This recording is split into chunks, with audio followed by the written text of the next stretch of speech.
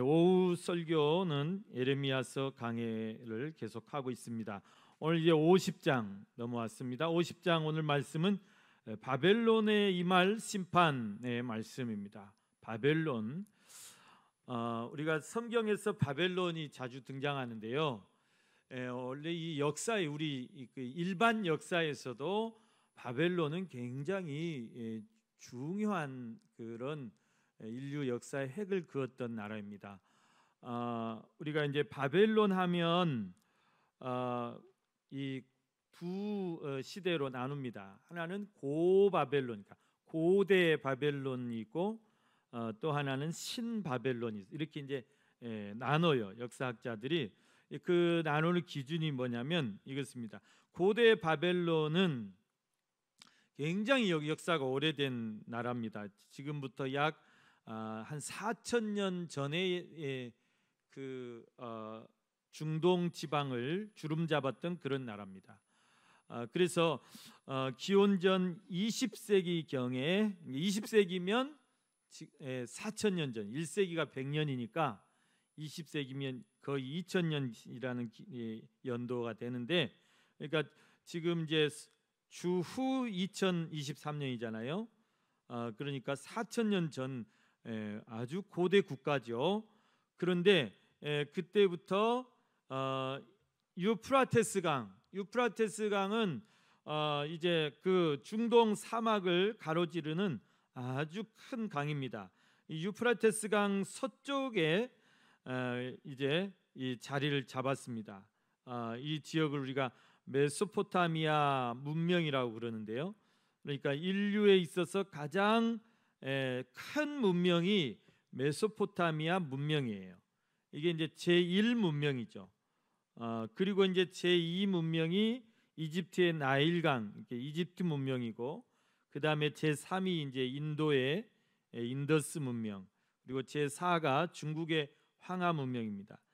이런 데는 다 4,000년, 5,000년의 아주 유구한 역사를 가지고 있죠.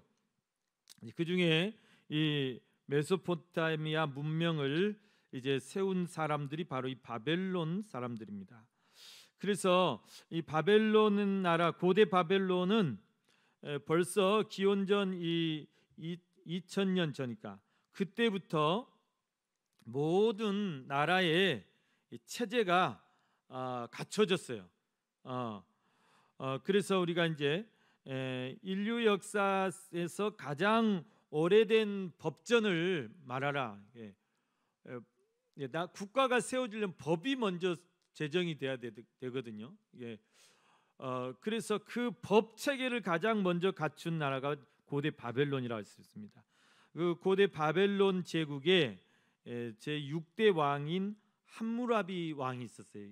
아주 유명하신 분인데 이분이 굉장히 뛰어났나 봐요. 그래서 왕이 돼가지고 모든 법전을 이제 법 체계를 완성했어요. 그래서 우리가 이제 이 법학과에서 이렇게 법학 개론을 배울 때 이 고대 가장 인류 역사의 최초의 이 가장 오래된 법전이 뭐냐 그래서 이 함무라비 법전에 대해서 배웁니다. 그럼 이 함무라비 법전이 어떻게 생겼냐면 이게 사진에 보시면 이렇게 생겼어요. 한번 보여주십시오. 이게 함무라비 법전입니다. 이게 돌 기둥이에요.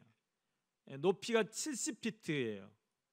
그러니까 70피트면 약 14m 정도 되는 이런 높은 큰 기둥에다가 모든 법을 다 새겨놨어요.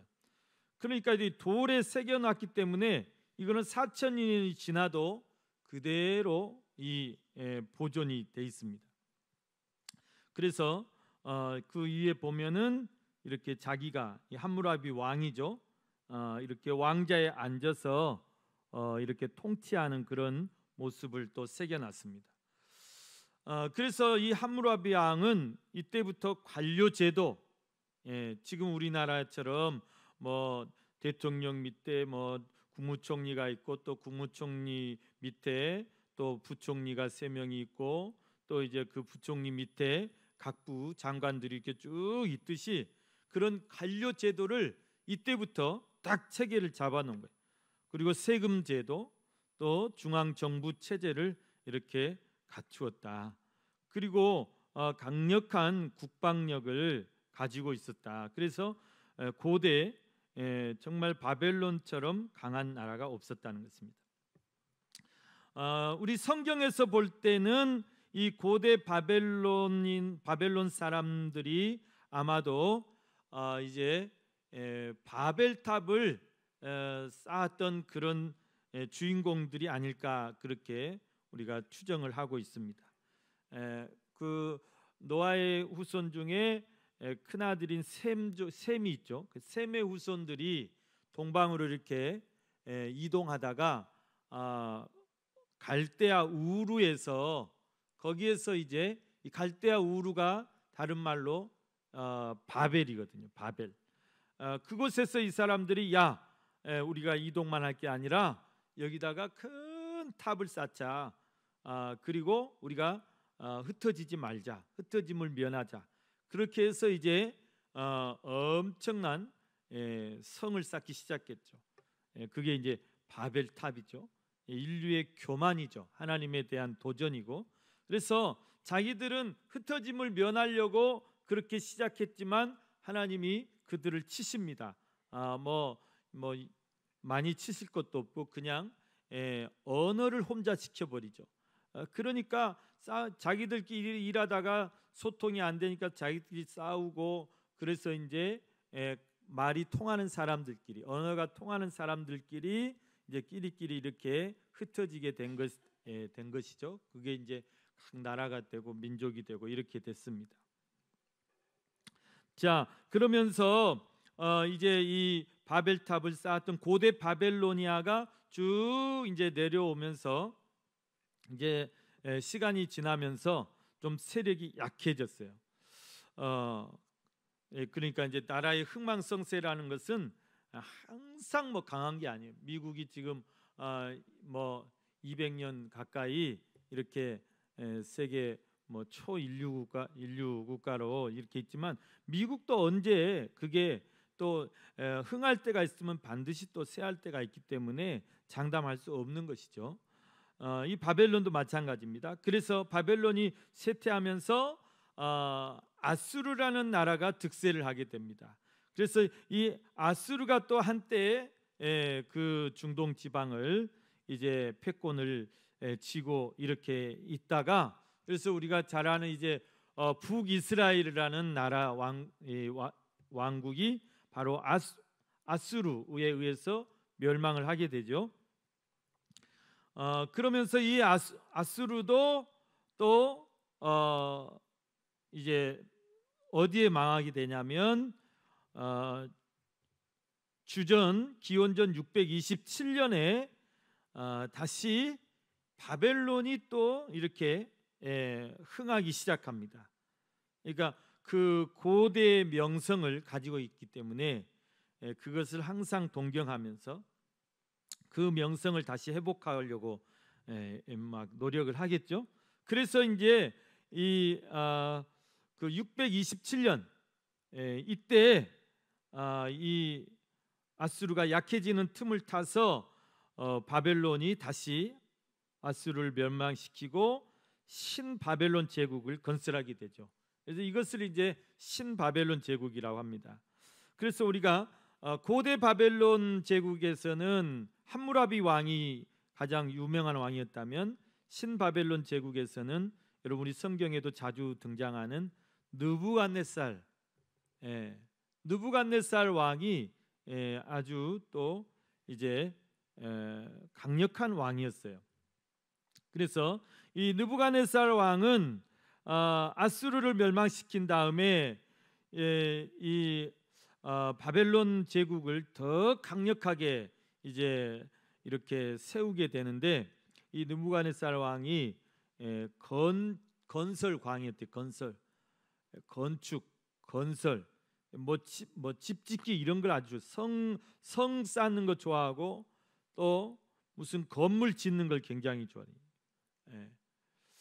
그래서 이제 이 느부갓네살 왕이 자기의 그런 어떤 권력을 이렇게 자랑하기 위해서 막 그런 웅장한 건축물을 많이 지었는데 그 중에 대표적인 것이 바벨론 성이에요. 이 바벨론 성은 그 당시에 정말 초롱성이었다고 그래요. 예. 바벨론 성벽을 보면은 이제 이중 구조로 돼 있는데 바깥 부분에 외성이 있고 또 그 안쪽에 이렇게 또 내성이 있어요.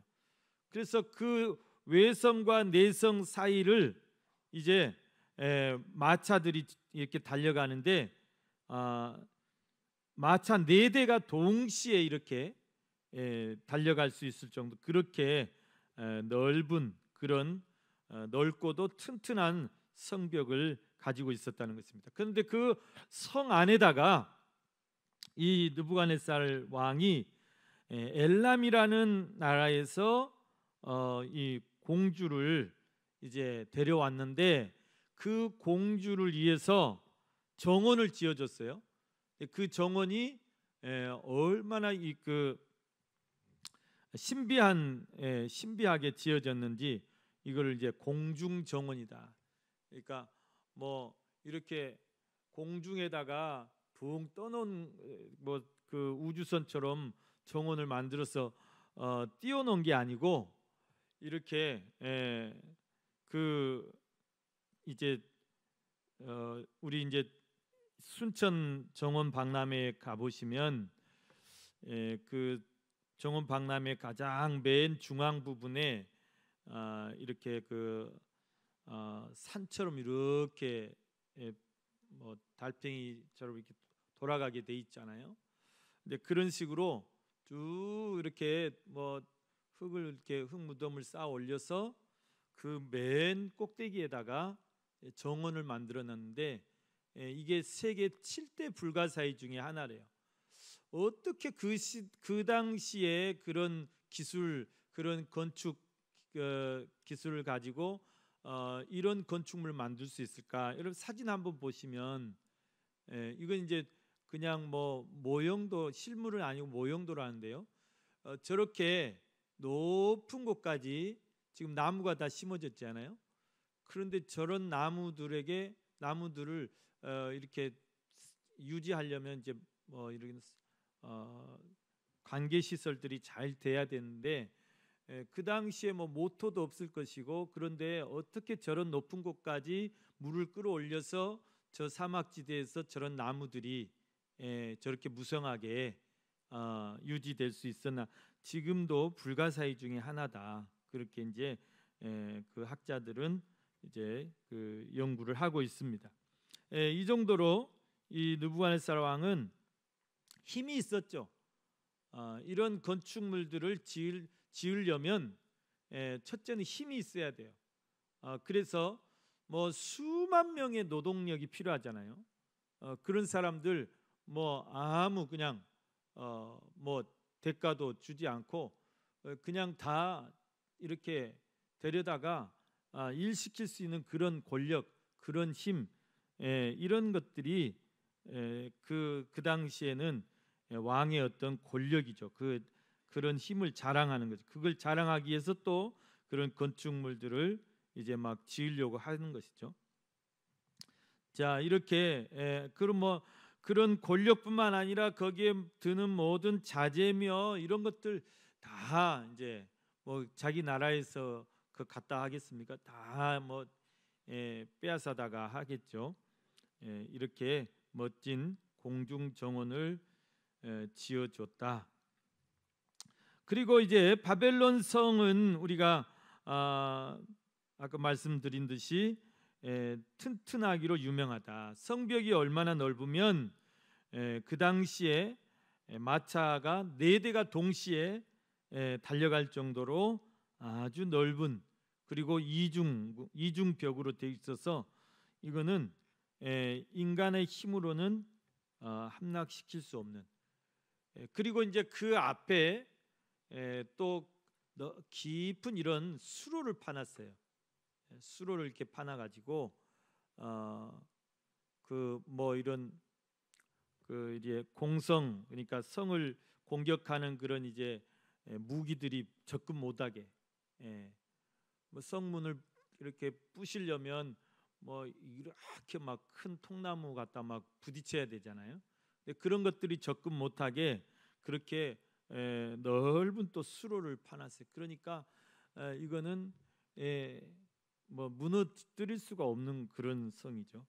그렇게 아주 그 당시에 그런 성을 지을 수 있었다는 것이 놀라울 뿐이죠.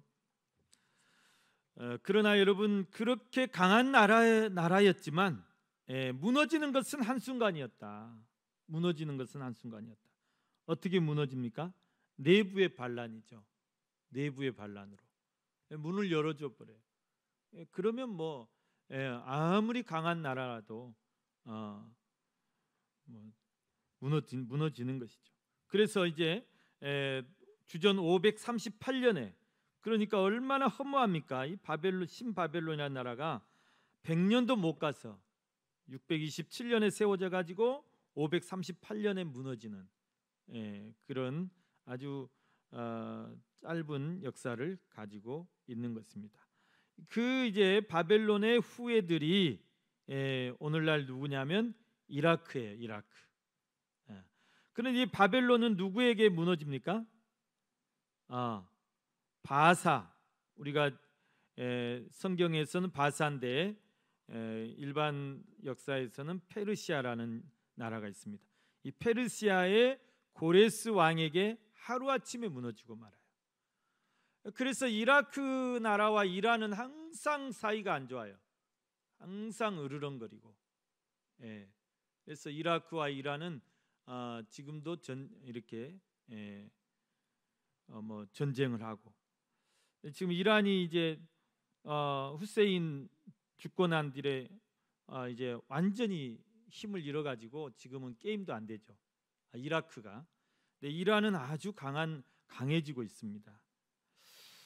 그런데 여러분, 우리가 인류 역사를 보더라도 이런 나라가 뭐 계속 되지는 않는다고 그랬죠. 자, 이제 페르시아가 힘이 세력을 키우면서 바벨론이 무너졌죠. 그런데 그 페르시아는 그러면 영원할 것 같으냐?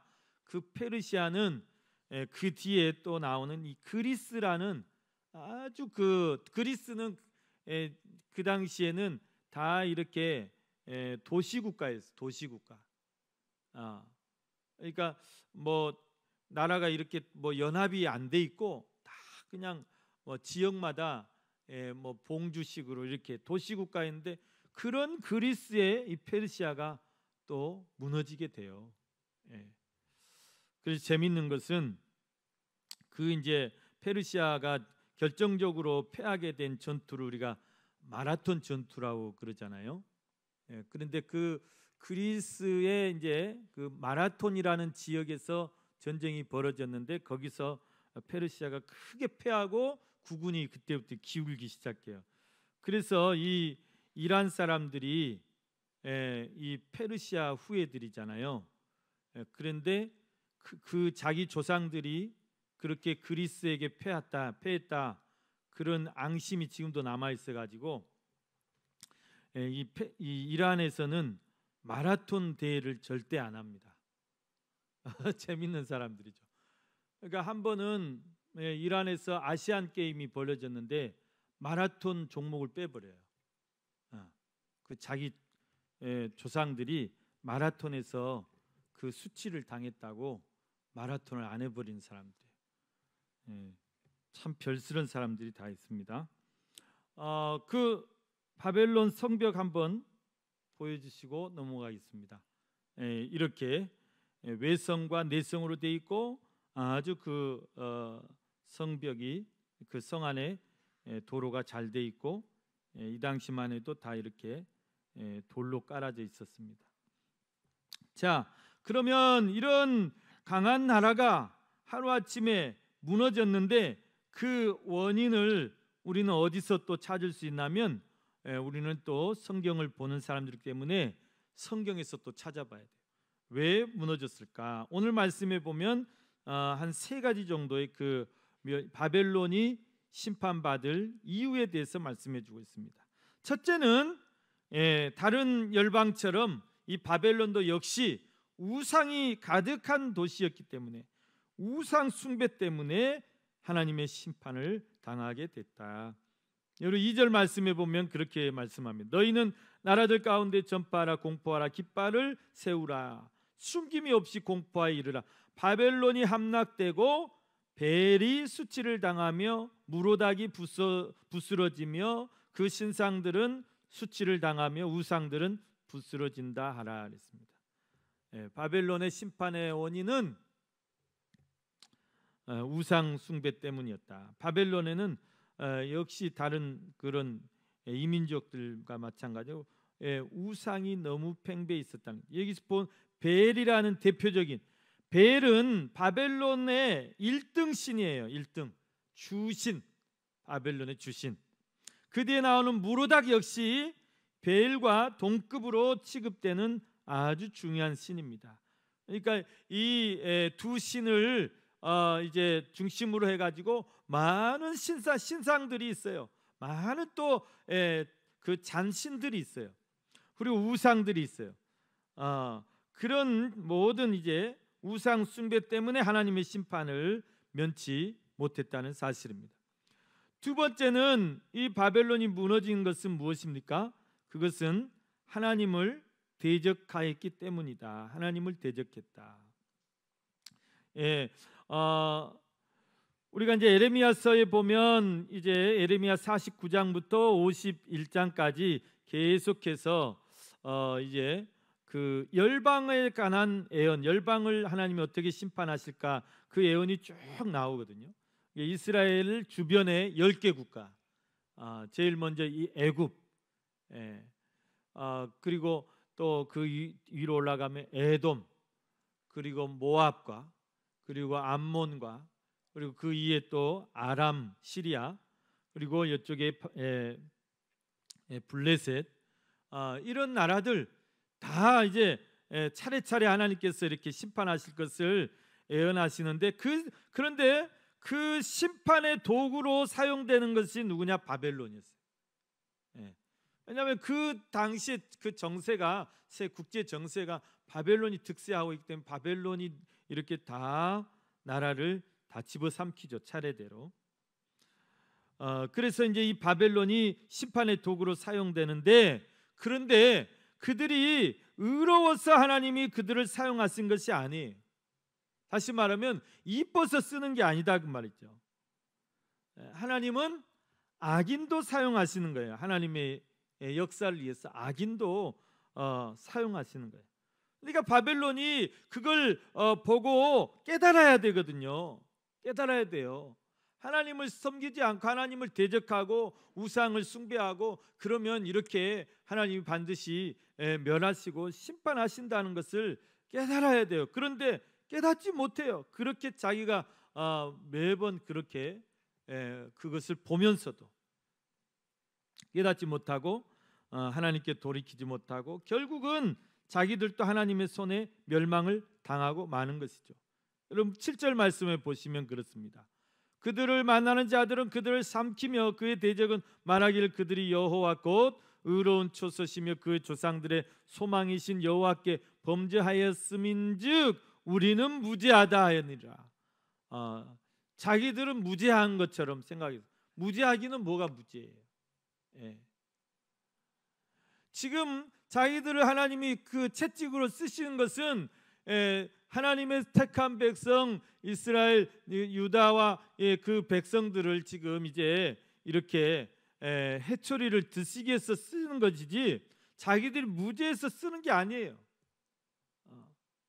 오히려 더 교만하고 더 포악하고 더 하나님을 대적하고 더 우상에 빠져 있는 자들이죠. 근데 그것을 깨닫지 못하는 것입니다.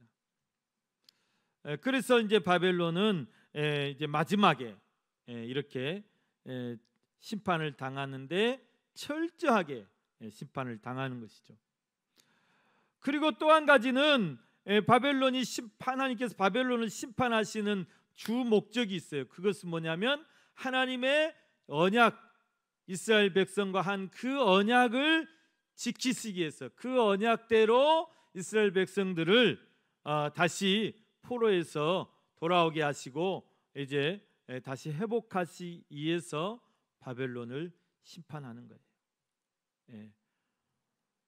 자, 하나님의 백성들이 하나님의 말씀대로 살지 못하고 하나님을 떠나서 이제 죄악의 길로 갔을 때 하나님이 채찍을 때리세요. 그러나 그것은 하나님의 백성들을 멸하시고자 하는 그런 목적이 아니고 다시 회개시키고 다시 회복시키고 다시 여호와께로 돌아오게 하시기 위한 것이죠. 그래서 이제 이 바벨론이라는 그 나라를 통해서 이제 잠깐 시련의 시간, 연단의 시간을 줍니다. 그러나 그것이 영원히 그렇게 하시지 않는다 그 말이에요. 하나님이 정한 시간이 있어요. 70년. 그 70년이 지나고 이제 다시 돌아오게 해야 되는데, 다시 돌아오게 하려면 누가 하는 거죠? 바벨론이 계속 지고 있으면 안 돌려보낼 거 아니에요. 그래서 이 바벨론을 깨뜨리시고 돌아오게 할 자, 바하사의 고레스를 앉히시는 거죠. 이 바하사의 고레스가 이제 유다 포로들을 다 돌아가게 칙령을 발표하는 것입니다. 그러니까 하나님의 역사라는 것은요, 정말 우리가 알 수 없는, 생각할 수 없는 그런 놀라운 계획을 하나님은 가지고 계시는 것입니다. 자, 오늘 이 바벨론 심판받는 가장 큰 이유도 그게 하나님이 하나님의 백성들에게 하신 그 영원한 언약을 지키시기 위해서 그래요. 지키시기 위해서다. 5절 말씀, 4절과 5절 말씀 보십시오. 여호와의 말씀이니라. 그날 그때에 이스라엘 자손이 돌아오며, 하나님의 그 심판의 기간, 연단의 기간이 다 되면 돌아오게 하시겠다. 유다 자손도 함께 돌아오되 그들이 울면서 그 길을 가며 그의 하나님 여호와께 구할 것이며 그들이 그 얼굴을 시온으로 향하여 그 길을 물으며 말하기를 너희는 오라 잊을 수 없는 영원한 언약으로 여호와와 연합하라 하리라. 그들이 정말 하나님의 신실하심을 돌아오면서 눈물을 흘리면서 다 하나님은 정말 하나님 신실하신 분이시구나, 하나님은 한 번 하신 약속을 꼭 지키시는 분이시구나, 우리가 다시는 그런 하나님을 배반하지 말자, 그렇게 뉘우치면서 결단하면서 돌아왔을 것 아닙니까? 이런 일을 위해서 오늘 하나님은 다 그 일을 진행하신다는 사실입니다. 세 번째, 여러분, 바벨론이 심판받아서 멸망하게 된 이유 뭘까요? 그것은 다른 열방처럼 교만했기 때문에. 바벨론 엄청 교만했어요. 너무너무 강했어요. 너무너무 강하다 보니까 갑자기 부러진 거예요. 그냥 갑자기 그냥 부러져 버렸다. 여러분, 하나님이 가장 싫어하시는 죄가 무슨 죄라고요? 교만죄입니다. 교만죄. 교만은 패망의 선봉이고 하나님 교만한 자는 반드시 무너뜨리신다. 반드시 무너뜨리신다. 오늘 바벨론이 멸망한 이유도 바로 그것입니다. 교만했기 때문이다.